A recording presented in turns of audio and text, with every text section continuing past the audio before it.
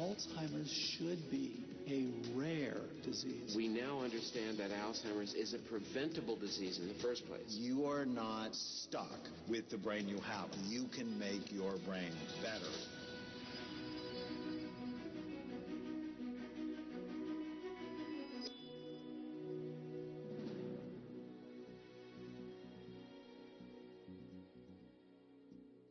Hello, I'm Peggy Sarlin, and today I'm in Costa Mesa, California at the Amen Clinic with Dr. Daniel Amen. And you know Dr. Amen from his 10 best-selling books and from his public television series. He's a board-certified psychiatrist, double board-certified, who's been called the most popular psychiatrist in America. And he's the founder of the Amen Clinics. There are now 7 of them across the country. And of crucial importance to what we're going to talk about today, the Amen Clinics have built the world's largest database of functional brain scans, more than 135,000 of them. Now, Dr. Amen has written a really great new book called Memory Rescue. And there's so much actionable information in it that I just want to dive right in so you can start learning. So, welcome, Dr. Amen. Thank you, Peggy. You know, in your book, you write that 75% of older Americans report memory problems. And once you reach age 85, you have a 50% chance of dementia. So those are some pretty scary numbers there. But you've come up with what you call an insanely simple idea to counteract this problem. So tell us your insanely simple idea. So if you want to keep your memory healthy, or even get it back if you think it's in trouble, you have to prevent or treat all of the risk factors that steal your mind.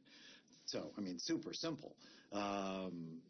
We know what steals your mind, and almost all of the risk factors are preventable or treatable.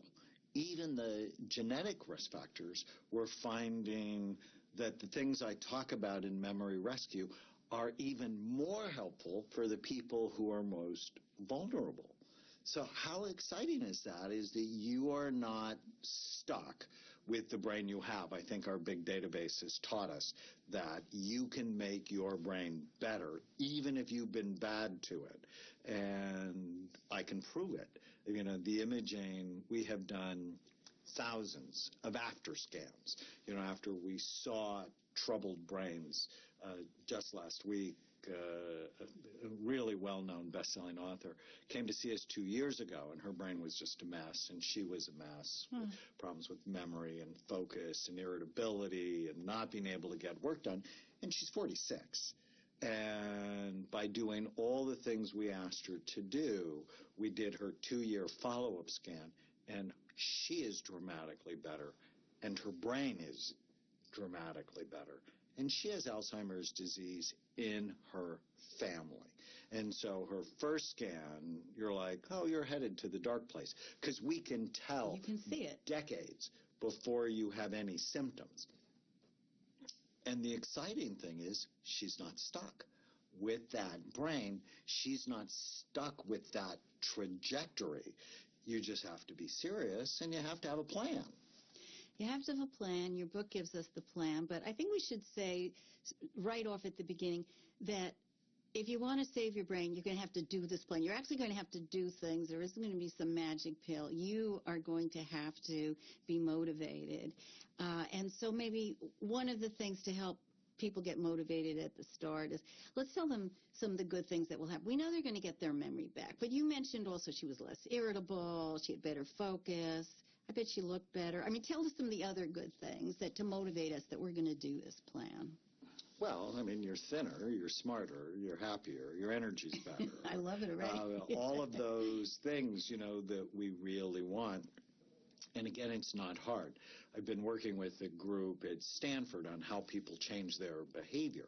And you change it through a series of small decisions or tiny habits. And as we studied it, we went, what's the most important tiny habit that you can have? And it comes down to every day asking yourself one really simple question. Is what I'm going to do today good for my brain or bad for it? Mm-hmm. And if you can answer that question, now it requires knowledge on, because a lot of people think that alcohol is good for their brain. The imaging work I, do says, no, forget it. It's not a health food. Some people think smoking pot is good for your brain. That's one of my The questions. imaging work says, stop lying to yourself. It's bad for you. Good. Right? I mean, anything that makes you eat and causes you to be dumb is not a good thing for your brain. But it's that one little question that I've actually played this game with my daughter since she was 2. She's 13 now. And I'm like, so we call it Chloe's game. Is this good for your brain or bad for it? And she can answer the question in almost any situation she's in. If I say avocado, she'll say 2 thumbs up, God's butter. If I say blueberry, she'll put her hands on her hips and go, well, are they organic? Because non-organic blueberries hold more pesticides than almost any fruit. Correct. And I'm like, of course they're organic. She said, well, they're God's candy. If I said, talking back to your redheaded mother, she'll say, way too much stress, bad for your brain. So you said every day we're going to ask ourselves, is this good for my brain? But it's actually, we're going to ask ourselves that throughout the day. Every time we face a food choice, every time we face maybe an interaction that might promote stress, it's a constant question, which we're probably not used to asking ourselves. We're not used to thinking of, is this good for my brain? Most right, of us because are not nobody programmed to loves think their that way. brain. I mean, it's crazy. You love your brain. Well, I love mine. But very few people love their brain. And you know why is you can't see it. So you can see the wrinkles in your skin or the fat around your belly, and you can do something when you're unhappy with it. But because nobody looks at the brain, people don't fall in love with it. And that's how I came to all of this. Because I'm a psychiatrist. Why do I care about Lyme and mold and making sure you're not overweight? Because that wasn't part of my training. But when I started doing imaging, I saw my brain at 37, and it wasn't healthy. And my 60-year-old mother had a better-looking brain than I did. And I come from a very competitive family, and that just irritated me. And I'm like, well, how do I have a better brain? It's like, well, you do the right things, and you don't do the wrong things. And, science has told us these things are really great for your brain and these things aren't, because with a better brain, everything in your life is better. Your relationships are better. Your health is better. Your money's better because you make better decisions, I'm with you. which is a brain function. It's a brain function. Well, I love what you're doing because you're helping us fall in love with our brains. You're giving us an appreciation for our brains, so we love them. That's good. One thing you wrote in the book I found absolutely fascinating was that people are coming to you later in the game of cognitive decline because of GPS. So tell us about, I think that's important. Tell us about that. People I know, what a crazy thing. 30 years ago, I'd be in my office and, a wife would bring in a husband because he started crying. He couldn't find his way home in a city he lived in for 30 years. Right.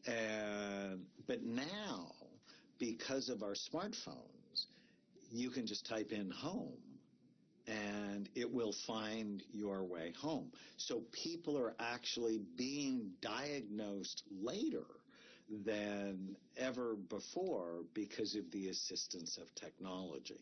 So we can hide our problems more effectively.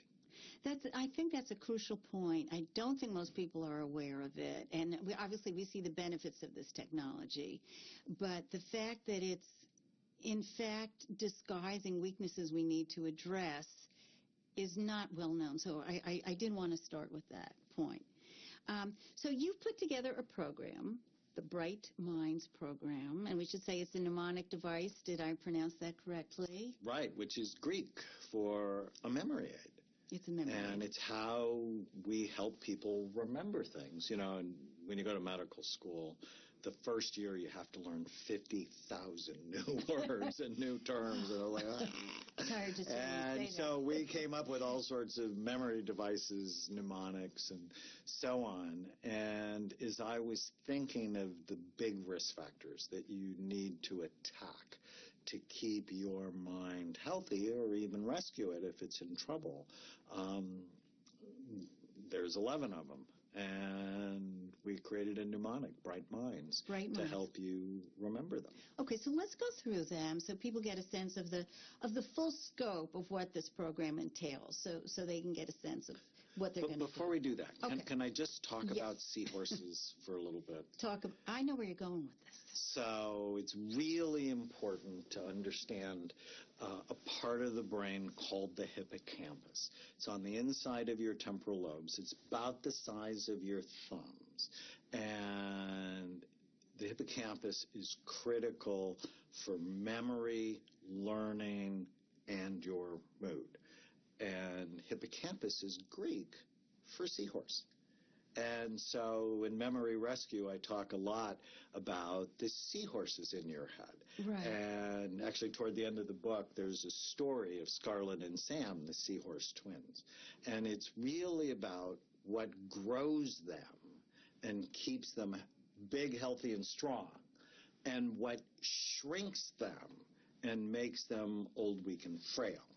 And the hippocampus is a very special part of your brain because it's one of the few parts of your brain that continually makes new nerve cells or new brain cells. So there are stem cells in the hippocampus. So for a healthy hippocampus, it makes up to 700 new brain cells every day. So I think of them as 700 baby seahorses. And are you doing things in your life that encourage them to survive and thrive, or are you doing things that kill them off? And if you love yourself, you want to love your seahorses, and just have that visual, if you will. Am I really taking care of part of me that is so special? It lets me, it really holds the treasure chest of my most precious moments, and I'm not dumping it out because I just make bad decisions. Well, the hippocampus is where Alzheimer's starts. It's the first area of the brain that dies. And your book said something, I mean, I've read a lot about this. I learned something new. Actually, this will bring us to the first letter in your mnemonic, B for blood pressure, right? Blood flow. Blood flow. That's what I meant to say. So I learned from your book that when the blood-brain barrier starts to erode, starts to deteriorate, the first place that it starts to deteriorate is around the hippocampus. And that seemed to me to perhaps correlate with Alzheimer's, if that area is becoming more porous, more vulnerable. More vulnerable to toxins, more vulnerable to infections, more vulnerable to inflammation, and the hippocampus is just so special. I mean, all of your brain is important, but when it comes to memory, this is the area we know is critical. So let's start with B, blood flow. What do you want to tell us about blood flow? So B is for blood flow. Low blood flow is the #1 brain imaging predictor of Alzheimer's disease. And that's what you're seeing on your... And that's what we see on our scans. So the scans we do here at Amen Clinics are called SPECT, which stands for single photon, piece of light, single photon emission computed tomography. It's basically a nuclear medicine study that looks at blood flow and activity patterns in the brain. And we can tell decades before you have any symptoms whether or not you're headed for trouble. Mm-hmm. And so what are the things that make us vulnerable to blood flow problems? Blood pressure. Any vascular or heart condition will do it. Being sedentary.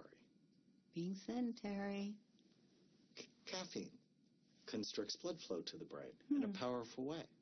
Nicotine constricts blood flow to the brain. Having erectile dysfunction, because if you have blood flow problems anywhere, it likely means they're everywhere. And so in Memory Rescue, we go through each of these risk factors. And we go, okay, which ones do you have?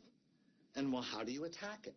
And so obviously you got to get your blood pressure treated. If you have any vascular or heart condition, you need to be serious about treating them. So many people are not serious about treating them because they don't know their why.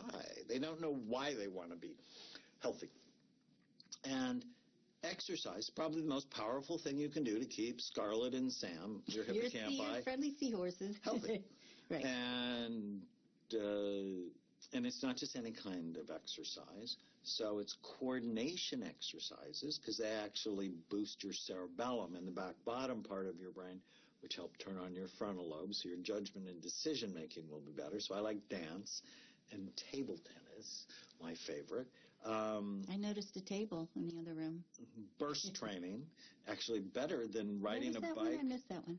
Burst training. So, also called high intensity training. That one I'm familiar with. So rather than just be on a bike for half an hour, it's much better to sprint for 30 to 60 seconds and then go at a normal pace and then sprint again for 30 to 60 seconds and do that 4 or 5 times. Your metabolism will go up, but it's also been shown to increase blood flow and to do better. And then strength training, very important. Even if you're a girl, even if you're 80, don't hurt yourself. But the stronger you are as you age, the less likely you are to fall. So we'll talk about that under head trauma. But it also increases blood flow. So coordination exercises, strength training, high intensity or burst training. And it doesn't have to be hard. Like, I'm a total believer in what's the easiest way I can get this done. Yeah, I love that. And so I lift weights for about 35 minutes twice a week. Mm-hmm. And I work out each muscle group. And, at 63, I'm stronger than I've ever been. That's right? good. I'm not going to be in the gym for an hour. And I walk a lot because I listen to books on tape and I like it. But while I walk, I burst.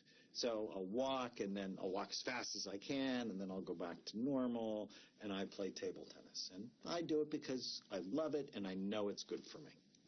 So we know that if we want to really address blood flow issues, we're going to do these exercises, and we're going to think of it as we're making baby seahorses in our hippocampus. We're giving birth to new brain cells, and that's why I'm going to get off the couch, and do what I don't want to do. Because you don't want them dying. No, you do not. You don't want the babies dying. No, this is all about love. Love. And love people don't get it. It's like, oh, I don't want to do this. Oh, I don't want to do that. And I'm like, stop being a 4-year-old. It's like, come on. This is about adult love. That you're going to do the right thing because you love yourself. You love your wife. You love your children. You love your mission in life. You're doing this because you want to extend, prolong. And for me, I love my 4 children. Mm-hmm. I never want to live with them. I just don't.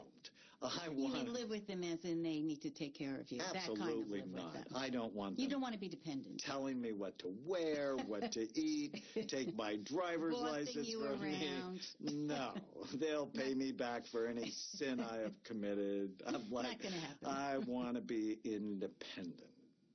All right, let's get to the next. So I could talk to you all day just about letter B, but we'll move on to R, which is retirement and aging. And that, in and of itself, retirement, you consider a risk factor for cognitive decline. When you stop learning, your brain starts dying.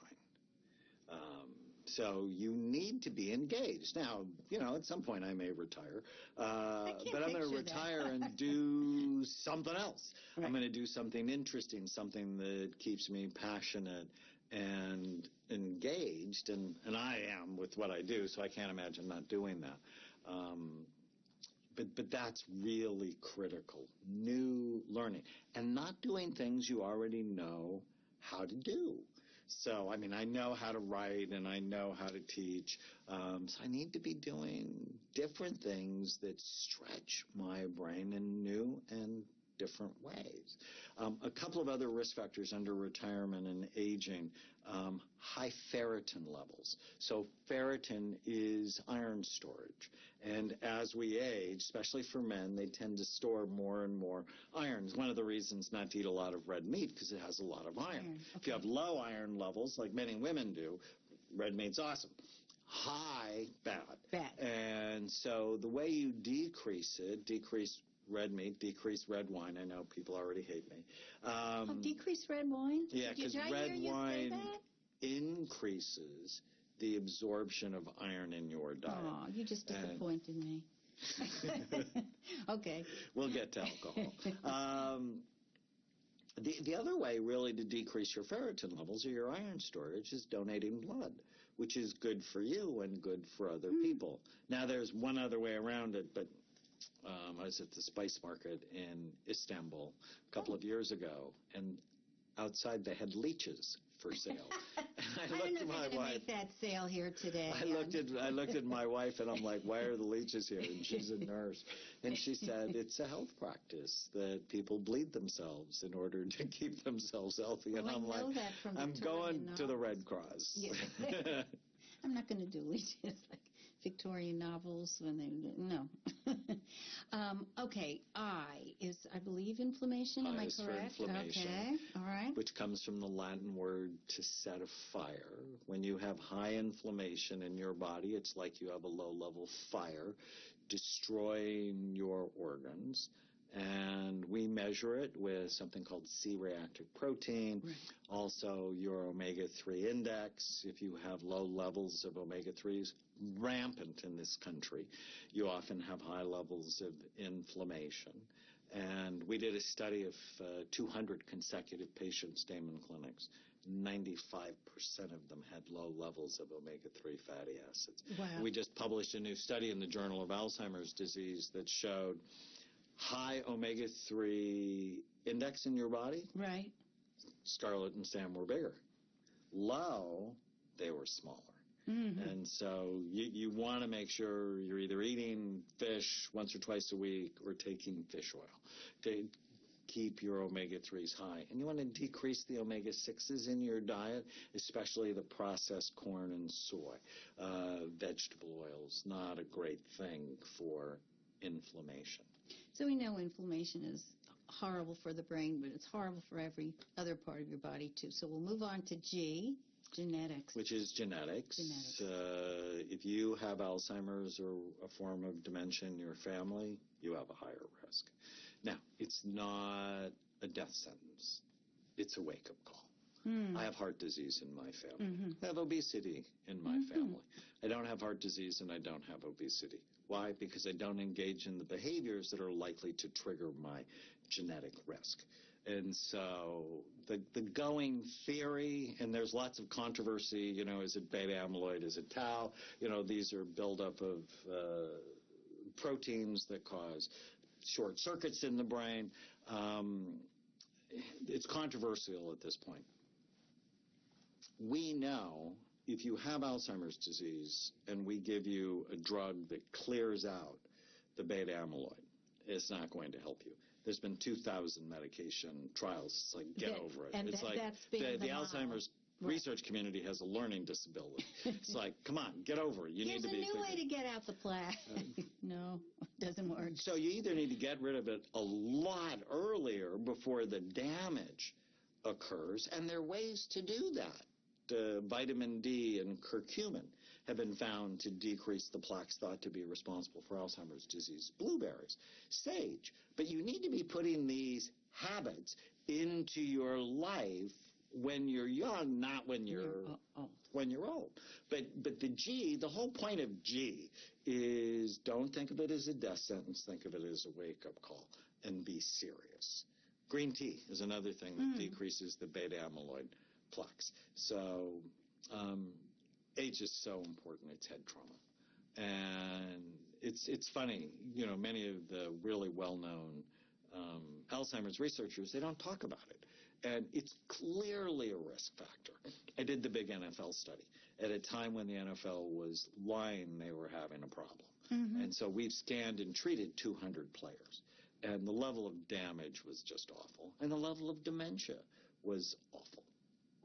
But the exciting news is if you've had head trauma, you need to put your brain in a healing environment, and 80% of our players show improvement when they do the right things. So I'm really excited about it, but don't let your kids play contact sports. It's just not thoughtful when we know your brain is soft, about the consistency of soft butter. Your skull is really hard and it has sharp bony ridges. Your brain runs your life. Damage it and you actually damage the hardware of your soul. It's a bad idea. We need to be much more thoughtful. The American Youth Soccer Organization said if you're under 11, you shouldn't be hitting soccer balls with your head. And it was a huge positive step. But in my mind, I'm like, you don't like 12-year-olds? You don't like 14-year-olds? At what point is it useful to have repetitive hits to the part of your body that is the CEO of your life? It's just not rational. Protect your brain. It's the most important thing. I was really amazed in your book, the section on head trauma. You said that most people who come to you when you see in the scans, you see visible evidence of trauma, they don't remember that they ever had a trauma. You said, did you ever fall off a horse? Were you in a car accident? There's no memory that something occurred that you're seeing decades later showing up in scans, and that's common. Peggy, it's just unbelievable. Now, they'll tell us about the trauma, but it's like we have to ask them 10 times. I had one of my NFL players. He was on 5 Super Bowl teams, Marvin Fleming, and he was a starting tight end. And I'm like, hey, Marvin, his brain looked awful. Did you ever have a brain injury? He said, no. I'm like, really? And he's like, really? no, I've never been knocked out. I never got my bell rung. And I'm looking at his brain. I'm like, well, what about before football? Nope. No. And then I start with the questions. Did you ever fall out of a tree, off a fence, dive into a shallow pool, concussions playing sports? Nope. In a car accident? Oh. Well, there was this one time when I was driving from Utah, where I went to college, to Los Angeles, and I got in an accident on a mountain pass, and my car fell 150 feet off a cliff into the river below.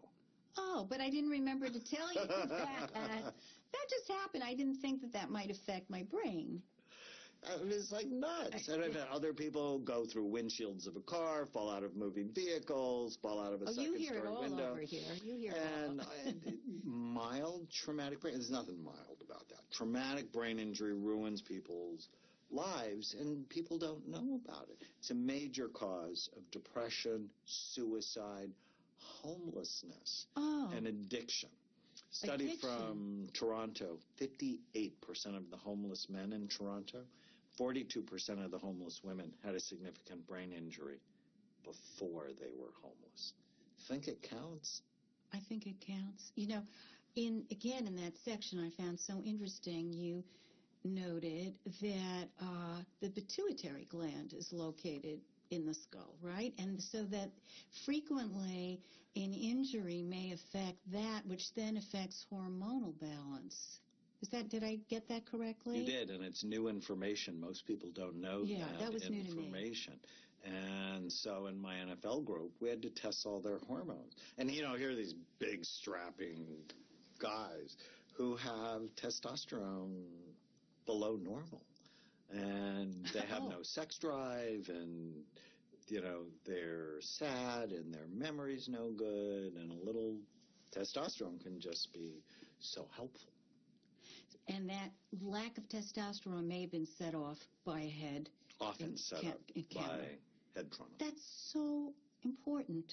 It's so important.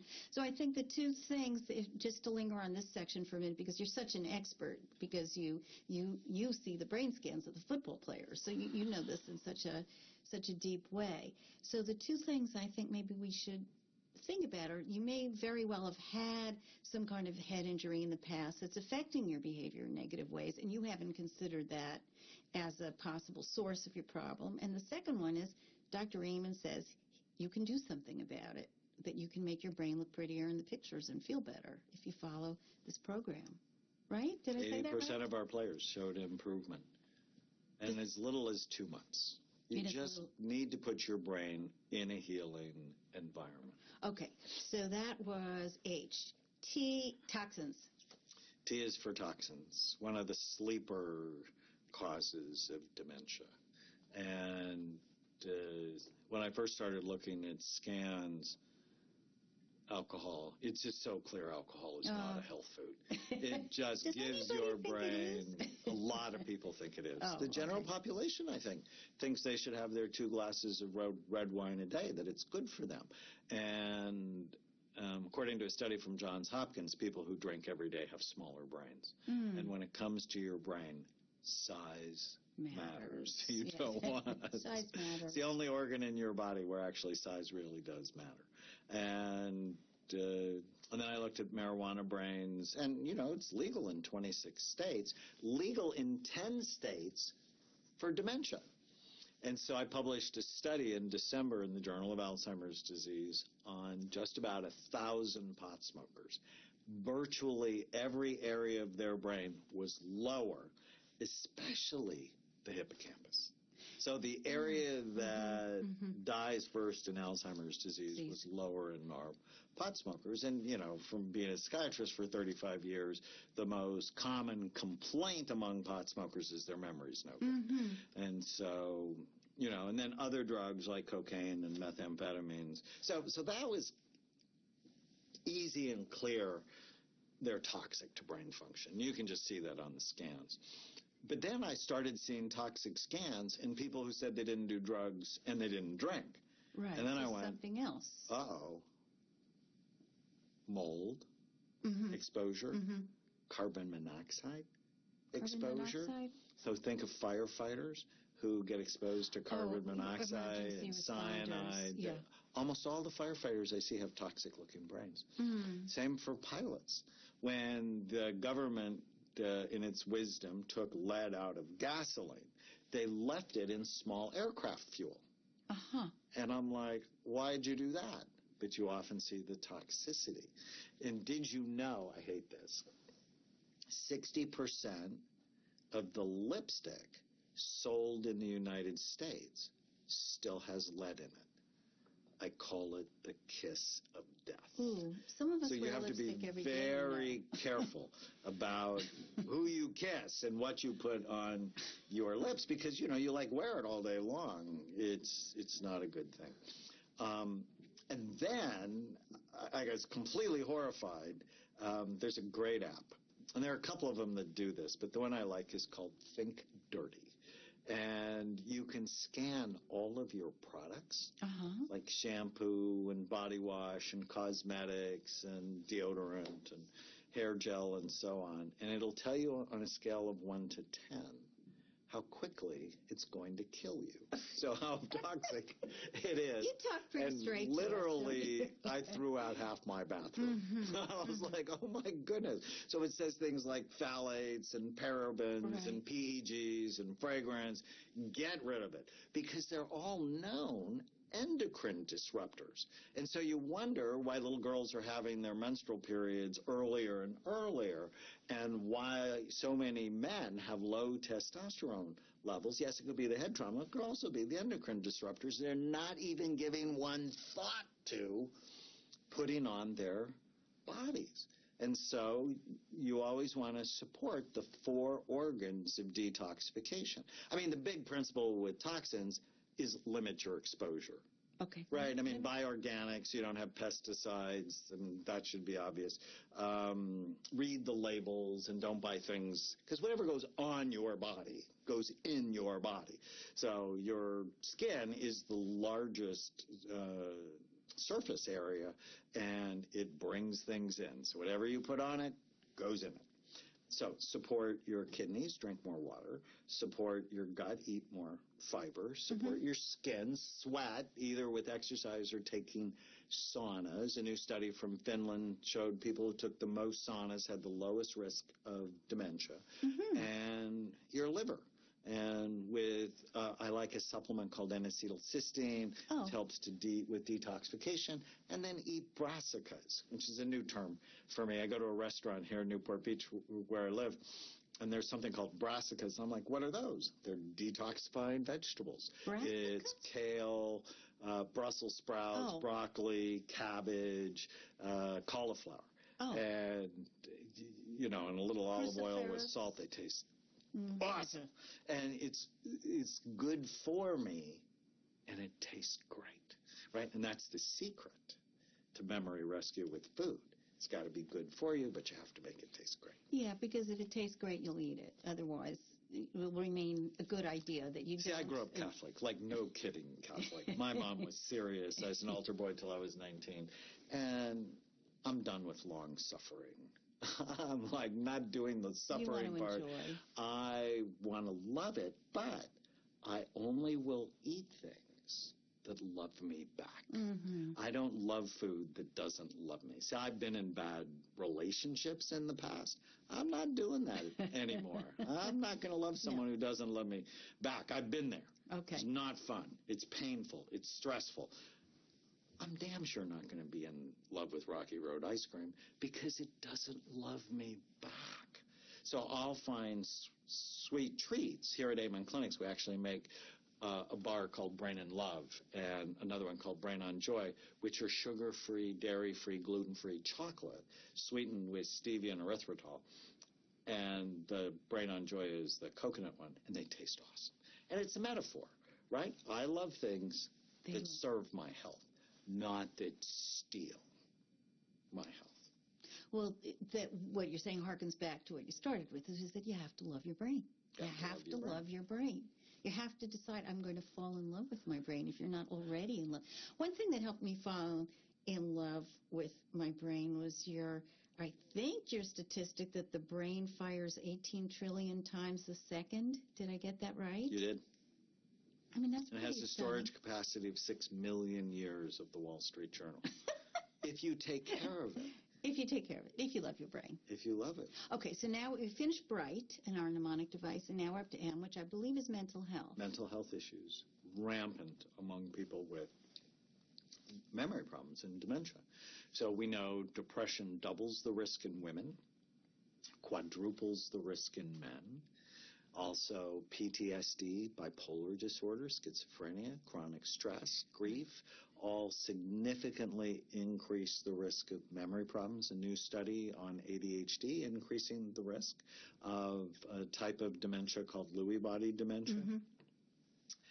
And what that means to me is you need to manage your mental health. Now, the cool thing is this Bright Minds approach. Right. It's the same approach I use for depression. I mean, it's the same approach I use for addictions. It's the same approach I use for anxiety. It's just a smart approach to your mental and physical well-being. But I also talk about killing the ants, the automatic negative thoughts that steal your happiness and rob you of your mind. So whenever you feel sad or mad or nervous or out of control, write down what you're thinking and then talk back to it, question it. You know, I don't know if you were good talking back to your parents when you were a teenager. Oh, I was very well behaved. I was excellent at talking back to my parents. Oh, it's I was excellent. But, you know, no one ever taught me I should talk back to the stupidity that goes on in my own mind.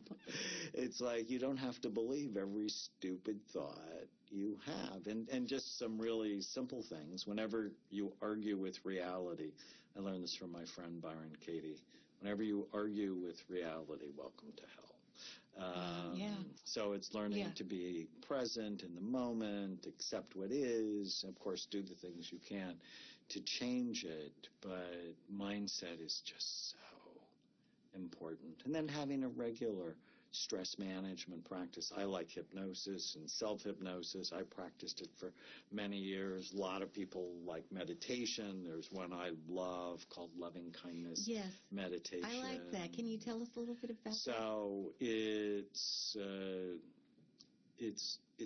purposeful thinking, if you will. And so it starts with loving yourself. May I be happy, may I be healthy, may I be safe. So it's coming up with little mantras. So you do it for a minute for yourself. You just repeat that. And then to someone you're grateful for. May Peggy be happy. May Peggy be healthy. May Peggy be safe. Thank you. And then someone you're sort of neutral on. And then someone you just don't like. Someone you're having a hard time with. Okay. And I've had plenty of critics, so I'm happy to get them in on the fun. And then you do it to the whole world.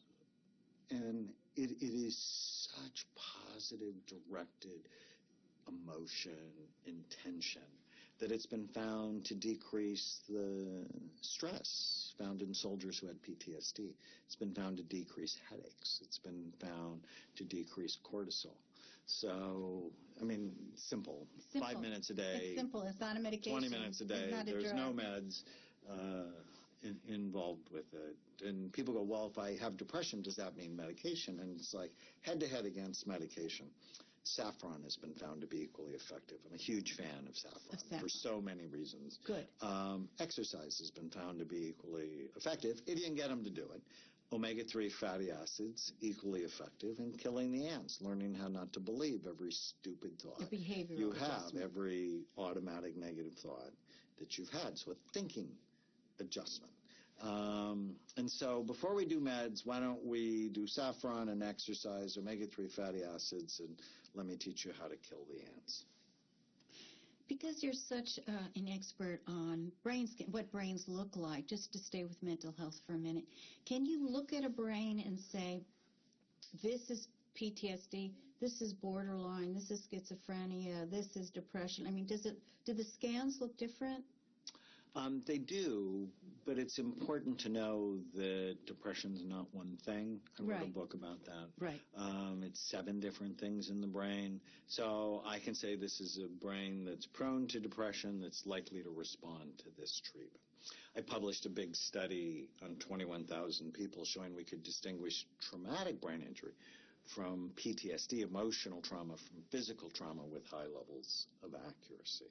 But, I think one of the big principles that underlie our work is all psychiatric illnesses, all of them, are not single or simple disorders. They all have multiple types, which is why imaging didn't catch on when I got excited about it in the early 90s, because the researchers were going, well, what's the pattern with major depression? And I was like going, there's never going to be one, because not everybody responds to Prozac. And I can tell if someone's depressed, right? I can talk to somebody for 20 minutes, and I know whether or not they're depressed. What I don't know is what's going on in their brain. So it's really a unique fingerprint in your brain for depression. So what's Peggy's depression? Is her brain busy? Is it cold? Low in activity? Is it one side or the other, so I know what to do rather than, oh, here, the scan says you're depressed. Okay, moving along in our mnemonic, we're back to I, another So I number 2 actually has 2 things. It has immunity and infections. Oh, it's a double I. And it's a double I, very important. Autoimmune disorders like rheumatoid arthritis, MS, asthma, have been associated with memory problems, a higher risk for memory problems. And infections are a major cause of dementia and still not really well known. I wanted to talk to you about that for a minute. Several doctors I've spoken to have really emphasized Lyme disease, this epidemic, which then can have cognitive problems. But you talk about a lot of other ones that aren't as well known, to other viruses, parasites from your pet. I mean, you go into a whole bunch of things. Toxoplasmosis, right? Yeah. Epstein-Barr, Westnut. Tell us about all these horrible things that we may not be thinking of. Well, I think the big issue is if you have memory problems and they're not getting better with simple things, somebody should do an infectious disease panel to make sure you're not at war with some invader like toxoplasmosis that comes from cat feces or Lyme. Chris Christopherson was diagnosed with Alzheimer's and actually by one of our doctors, and on an antibiotic and hyperbaric oxygen he got his brain back and he's touring. again. Herpes is another one that's very common, and if you have genital herpes or you have cold sores, increases your risk of significant memory problems by 20%. And, that means a third of the population. Really? Really. Ooh. And so, I tell my kids always be careful who you sleep with, because actually some of their genetic material is going to be mixing with yours. So it's another most reason. People's parents do not put it that way, do they? It might be a good thing people understood that a little more. Okay. So you want to boost your immune system. So how do you do that? Get gut health, because, the biggest immunity you have is in your gut. Mm-hmm. And so probiotics can help also measure and optimize your vitamin D level. 67% of the population in the U.S. is low in vitamin D, often dangerously low. And normal's between 30 and 100. Optimals, I think, is between 50 and 100. They did a study at UC San Diego.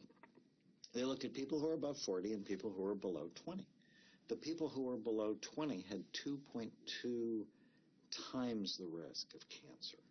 And, cancer is going to steal your brain because of the stress and the chemotherapy. Yeah. Right? So how simple is it? Just it's a blood test, 25 hydroxy vitamin D.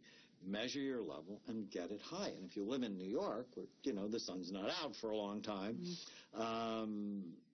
you should probably be taking 5,000 units of vitamin D a day. But, rather than, take that number, go, what's your level and what do you need? I live in Southern California. The sun is out 330 days a year here. When I first tested my level, it was 17. I was horrified. And I was hungry all the time. I tried to lose weight in every way you can imagine. And when vitamin D is low, the hormone leptin that tells your brain you're not hungry anymore doesn't work. The appetite suppressant. When I started on vitamin D, my appetite went away. I was dropped 20 pounds. I did the right thing. That's the greatest diet ever. Take vitamin D. Take vitamin D. I love that diet. And love your brain. Love your brain. Love your brain. Okay, that was a very important letter. I. Okay, B, R, minds, and neurohormonal deficiencies. See, I remember. See? It's a good mnemonic The mnemonic device. works. I got it. And you're petting your seahorses. You're being nice to them. You're loving them. I have very active seahorses. You'll be happy to know. So neurohormones, just absolutely critical. They're like miracle grow for your brain. And when hormones are low, Scarlet and Sam, our seahorses, wither and get smaller and can die. And so you need to measure, for women, their estrogen and progesterone levels. For everybody, their thyroid and DHEA, testosterone. And I actually don't want them normal. I want them optimal.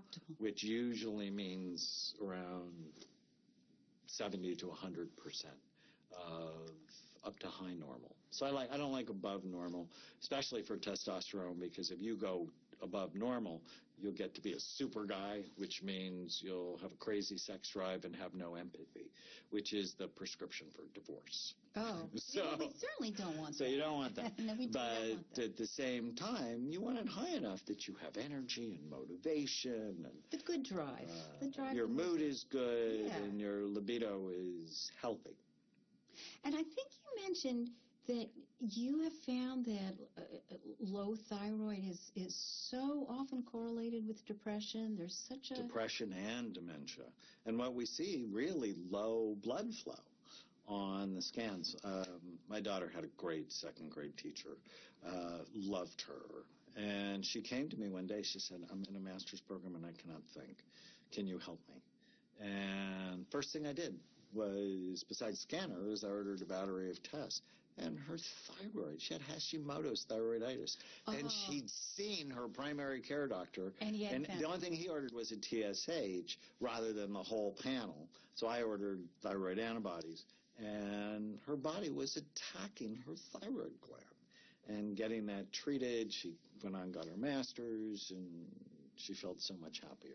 Well, I think one thing we're learning from what you're telling us is there's more tests that you can do. There's more information available to help you pinpoint what's bothering you, the major source. Right. So which of these 11 risk factors do you have that you need to attack? I mean, ultimately, there's something simple to do for each one of them, like B is exercise for blood flow. Retirement and aging is be engaged and learn new things. I is inflammation, take omega-3 fatty acids or eat more fish. G, genetics, have it in your family, got to be serious. H is head trauma, protect your brain. T is toxins, don't put anything toxic on your body. You know, get the app, think dirty, and scan your stuff. You know, mental health, loving kindness meditation, not believing every stupid thought you have, a stress management practice.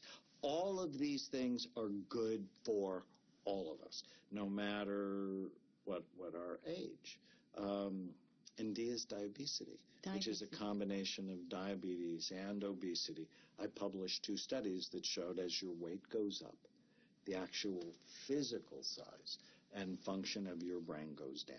Your brain gets smaller. You get fatter. Your brain gets smaller. Bad. Very Dinosaur bad. syndrome. Big very body. Bad. Little brain. Bad. You're going to become extinct. Well, it's a bad thing. Bad. All these things you've told us are going to help us fight diabetes. I mean, just we know exercise. You told us to eat properly. You've told us to take vitamin D, which is going to activate the hormone that tells us you're full. You don't need any. So you've addressed. So none of this is hard, but now we got to get the food right, because that's how you get diabetes under control. And basically, it's kill the sugar before it kills you. So it's kill the sugar and the foods that turn to sugar, bread, pasta, potatoes, and rice, because they're high glycemic. I wrote a book called The Brain Warrior's Way with my wife. Yes. And we make the argument that ISIS has nothing on our food industry. That the real weapons of mass destruction are highly processed, pesticide sprayed, high glycemic, low fiber, food-like substances stored in plasticized containers. That 2/3 of Americans are overweight. 1/3 to 40% of us are obese.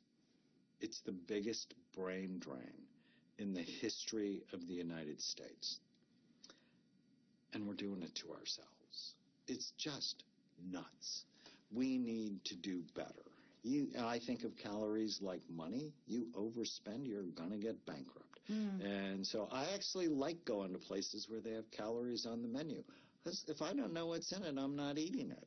Right? I'd never buy something I wouldn't know the cost to it. But all calories are not the same, right? You want to go with high quality. High quality. Nutrient dense. Nutrient dense.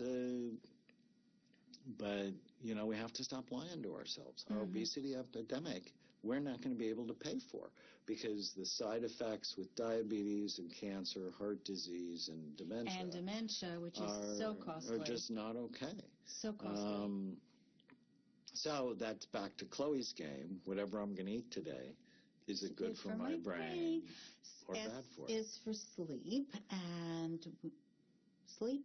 We got to sleep. It's just absolutely critical. We got to sleep. When you sleep, your brain cleans and washes itself.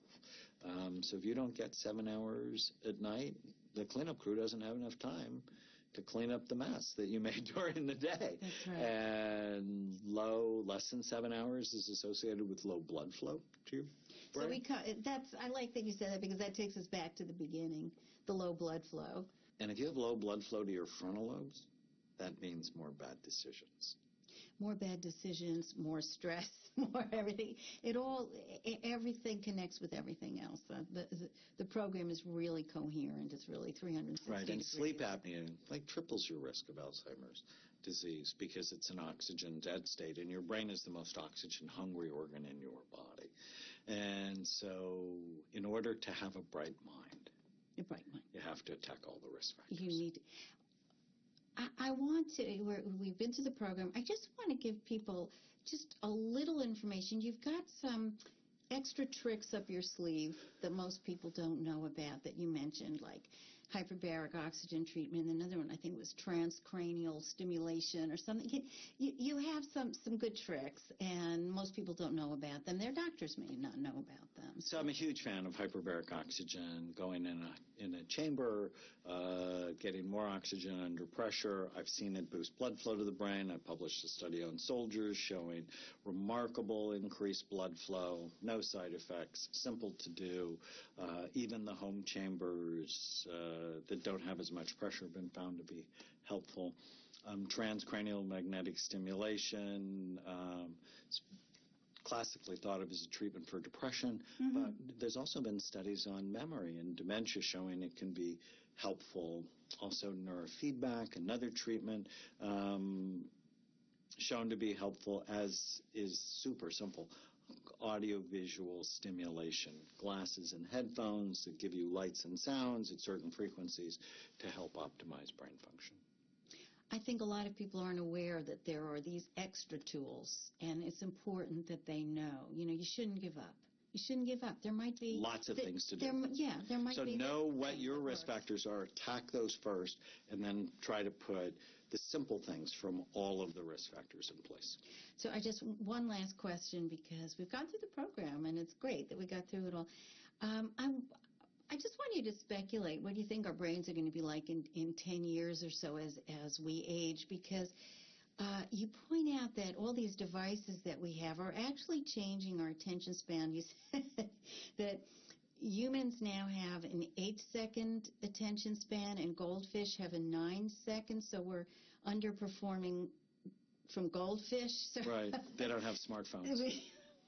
They don't have dumb phones. I guess that's the way to put it. How's this all going?